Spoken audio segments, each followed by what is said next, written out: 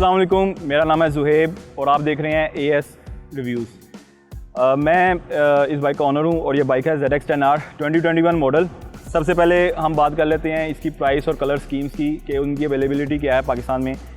जो 2021 मॉडल है, अगर आप ये यूज़ में बाहर से इंपोर्ट करवाते हैं तो ऑलमोस्ट 7.5 मिलियन के राउंड अबाउट आपको इसकी कॉस्ट आ जाती है। और जो लेटेस्ट मॉडल है 2022 0 मीटर अगर आप इंपोर्ट करेंगे तो डीलर हज़रात वैसे आपको बेहतर बता सकेंगे, लेकिन मेरा अंदाज़ा है कि जो करंट रेट आजकल डॉलर का चल रहा है उसके मुताबिक 8.5 से 9 मिलियन के राउंड अबाउट उसकी कॉस्ट आपको आएगी। अगर हम जनरेशन की बात करें तो कावासाकी की ये 6th जनरेशन है ZX10R की, और 21 में कम्प्लीटली ये बाइक चेंज कर दिया था। जो बाइक आपके सामने खड़ा है ये उनका करंट जनरेशन जो 6 चल रही है, ये वही बाइक है। और इसमें जो कलर स्कीम अभी तक इंट्रोड्यूस हुई है वो सिर्फ 2 हैं, एक ग्रीन KRT एडिशन जो आपके सामने खड़ा है और दूसरा ब्लैक कलर है। ब्लैक जो है वो 21 में बहुत ज़्यादा शाइनी ब्लैक था और 2022 में उन्होंने उसको थोड़ा सा चेंज किया है, उसमें थोड़ा सा ग्रेश टच लेके आए हैं और थोड़ी सी उसकी स्ट्रिकिंग चेंज की है। अदरवाइज़ जो KRT एडिशन है 2022 में भी सेम कैरी ऑन हुआ है ये वाला थीम। इससे पहले मैं 2016 मॉडल ZX10R का ओन कर रहा था। वो सेल करके ये लेने का मकसद सिर्फ इतना था कि जब ये मॉडल आया था तो कावासाकी ने for the very first time उन्होंने अपना इंस्ट्रूमेंट क्लस्टर चेंज कर दिया था। उनका जो सो कॉल्ड एक क्लासिक इंस्ट्रूमेंट क्लस्टर चल रहा था वो आ रहा था, तो अब इन्होंने 21 में जो है TFT कलर डिस्प्ले इंट्रोड्यूस करवाया था। क्रूज़ कंट्रोल इन्होंने इंट्रोड्यूस करवा दी, LED हेडलाइट्स दे दी इन्होंने, और जो इसके इंडिकेटर्स हैं वो भी LED बेस कर दिए हैं। ओवरऑल इसकी जो फ्रंट से इसकी शेप है और इसकी फेयरिंग है कम्प्लीटली चेंज कर दी इन्होंने। फ्रंट के अंदर built in down force create करने के लिए विंगलेट्स इन्होंने दिए हैं और फ्रंट इन्होंने थोड़ा सा H2 के साथ मिलाने की कोशिश की है, लेकिन मैंने इसके इस मकसद से नहीं लिया कि ये H2 से इसका सिमिलैरिटी बनती है फ्रंट से। नो, बेसिकली इन्होंने इंजन, ट्रांसमिशन और चेसी वाइज भी इस बाइक के अंदर चेंजेस किए थे कावासाकी ने। इसकी जो ट्रांसमिशन के फर्स्ट 3 गियर्स रेशोज़ हैं वो उन्होंने चेंज किए हैं, इसको थोड़ा सा क्विकर किया उन्होंने पुरानी जनरेशन से। पहले कावासाकी के अंदर कावासाकी मशहूर थी कि ये टॉप एंड पे हर 1000 सीसी को काट के रख देते हैं, मतलब टॉप एंड इसका बहुत अग्रेसिव है हर 1000 सीसी के मुकाबले में। लेकिन इस पर्टिकुलर मॉडल में उन्होंने गियर रेशो हल्की सी चेंज करने से किया ये है कि इसका जो मिड रेंज जहाँ पे कावासाकी थोड़ा सा लैग करता था वो भी उन्होंने उठा दिया है। ओवरऑल इसकी जो चेसी है 10 mm उन्होंने लॉन्ग की है और इसका व्हील बेस भी जो है वो 10 से 12 mm इन्होंने इसका लंबा किया है। फ्रंट की तरह जिस तरह फ्रंट पे डाउनफोर्स विंगलेट्स है, इसी तरह रियर पे भी इन्होंने विंगलेट डिज़ाइन किए हैं। दो के ये थोड़े से बहुत से कॉम्पैक्ट से लगते हैं, आपको शायद नज़र ना आए, आपको देखना पड़ता है विंगलेट्स इसके।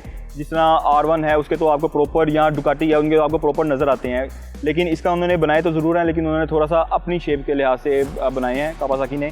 ओवरऑल उन्होंने इसको फ्यूचरिस्टिक जो शेप है देना बहुत ज़रूरी था, क्योंकि कावासाकी का जो 10R है वो थोड़ा सा आउटडेटेड लगना शुरू हो गया था। जो दूसरी बाइक्स हैं उनके मुकाबले में दूसरे मैन्युफैक्चरर ने बहुत जल्दी 15-16 में ही कलर TFT डिस्प्ले पे शिफ्ट हो गए थे, विंगलेट्स उन्होंने देना शुरू कर दिए थे।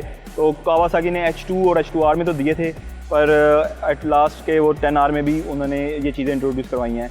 अपना सो कॉल्ड रिवर मार्क जो है वो भी उन्होंने इस मॉडल में इंट्रोड्यूस करवाया है कावासाकी का। दो उसका परफॉर्मेंस में कोई लेना देना नहीं है, लेकिन एटलीस्ट देखने में अच्छा लगता है। बाकी इंजन की स्पेक्स वही हैं, इनलाइन 4 सबको पता है, 998 सीसी ये बाइक प्रोड्यूस करता है और स्टॉक कैट के साथ इस बाइक के हॉर्स पावर जो है वो 10 HP इंक्रीज़ किए हैं कावासाकी ने। पुरानी जनरेशन 163 रियर व्हील पे जनरेट करता था डाइनो पे और ये 174 करता है। ट्यून होने के बाद जो पुराना मॉडल है वो ऑलमोस्ट 185 तक जाता है मैक्सिमम, और ये 196 तक इसको भी लेके जाया जा चुका है। इसके अलावा जो इसमें चेंज किया है वो सस्पेंशन के स्प्रिंग्स का लोड है, यानी कि पहले जो इसकी जनरेशन थी उसमें फ्रंट पे स्टिफर स्प्रिंग आते थे, वो फ्रंट एंड बहुत ही आपको स्टिफ फील होता था। इसमें उन्होंने थोड़ा सा सॉफ्ट किया है और इसको थोड़ा सा उन्होंने रोड ओरिएंटेड भी बनाया है ताकि लोग जो है अपनी राइड्स एंजॉय कर सकें। उसके लिए इसके अंदर क्रूज कंट्रोल भी दिया उन्होंने। अगर हम सस्पेंशन और ब्रेक्स की बात करें तो फ्रंट एंड से इन्होंने जो सस्पेंशन है थोड़ी सी सॉफ्ट दी है, अलबत्ता टेक्नोलॉजी वही है, बैलेंस फ्री फोक्स नहीं है, पहले भी वही आते थे, लेकिन जो स्प्रिंग है वो थोड़ा सा सॉफ्टवेयर यूज़ किया है इस बाइक में। इसको फ्रंट से इन्होंने थोड़ा सा आरामदेह बना दिया है और उसके साथ साथ इन्होंने इसमें क्रूज कंट्रोल भी दिया है, थोड़ा सा रोड ओरिएंटेड बनाया है ताकि राइडर्स अपनी राइड लॉन्ग के ऊपर इंजॉय कर सके। और जो रियर इसका शॉक है उसका जो स्प्रिंग है वो थोड़ा सा स्टिफ डाला है इस मॉडल में। ओवरऑल उन्होंने बैलेंस कर दिया है इसकी सस्पेंशन को। और अगर ब्रेक्स की बात करें तो ब्रेम्बो का one of the best braking system इसके अंदर आता है, जो मोनोब्लॉक इसका अभी लेटेस्ट चल रहा है। इसके बाद जो है वो स्टेलिमा कैलिपर्स के साथ आ गया है ब्रेम्बो का, जो इससे भी एक जनरेशन अप है। और नो डाउट के बेशक इससे एक स्टेप ऊपर की ब्रेक्स आ चुकी हैं, पर ये भी जो है अपना काम प्रॉपर करती हैं। रियर पे जो है वो आपको निसन का कैलिपर मिलता है, फ्रंट पे आपको ब्रेम्बो के मिल जाते हैं। इलेक्ट्रिक फीचर्स की बात करें तो कावासाकी ने इस बाइक में कोई कमी नहीं छोड़ी। Cruise control, traction control, ABS, cornering ABS और इसके अलावा इंजन ब्रेकिंग कंट्रोल और पावर मोड्स जो हैं इसमें 7 पावर मोड्स हैं। 3 कावासाकी की डिफाइंड मोड्स हैं जिसमें स्पोर्ट्स, रोड और रेन आता है, और 4 राइडर मोड है जिसको आप अपनी नीड्स के लिहाज से एडजस्ट कर सकते हैं। उसके अलावा इसके अंदर इलेक्ट्रॉनिक स्टीयरिंग स्टेबलाइज़र आता है जो आपकी वाइब्रेशन कंट्रोल करता है। अगर स्पीड में आपके स्टीयरिंग के अंदर थोड़ी सी वाइब्रेशंस क्रिएट हो जाएं तो उसको कंट्रोल करता है। और ओवरऑल कावासाकी ने एक बहुत अच्छा पैकेज दिया है। लॉन्च कंट्रोल भी है इसके अंदर, जब आप ड्रैग्स के लिए लॉन्च कंट्रोल ऑन करके इसको भी भगा सकते हैं। तो कावासाकी ने इलेक्ट्रॉनिक और इसकी जो ओवरऑल आउटर लुक है, जो इसकी फेयरिंग है, उसका डिज़ाइन, जो विंगलेट्स हैं, वो इसका इंस्ट्रूमेंट क्लस्टर, ओवरऑल इस बाइक को बहुत ज़्यादा चेंज किया है। बहुत ही अच्छा काम किया उन्होंने। बाइक 600 हो या 1000, नो डाउट ये बहुत ज़्यादा पावरफुल मशीन्स हैं, बहुत ज़्यादा लीथल होती हैं।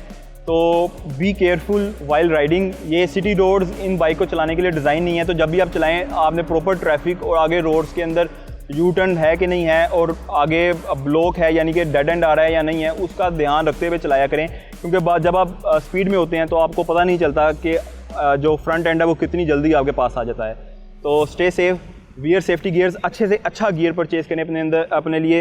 हेलमेट जो है वो अच्छे से अच्छा परचेज़ करें। जैकेट और फुल बॉडी जो क्लॉथ्स इसके आते हैं प्रॉपर, वो पहन के चलाया करें। तो इंशाल्लाह ताला आपसे नेक्स्ट वीडियो में मुलाकात होगी। अपना बहुत सारा ख्याल रखिएगा। अल्लाह हाफ़िज़।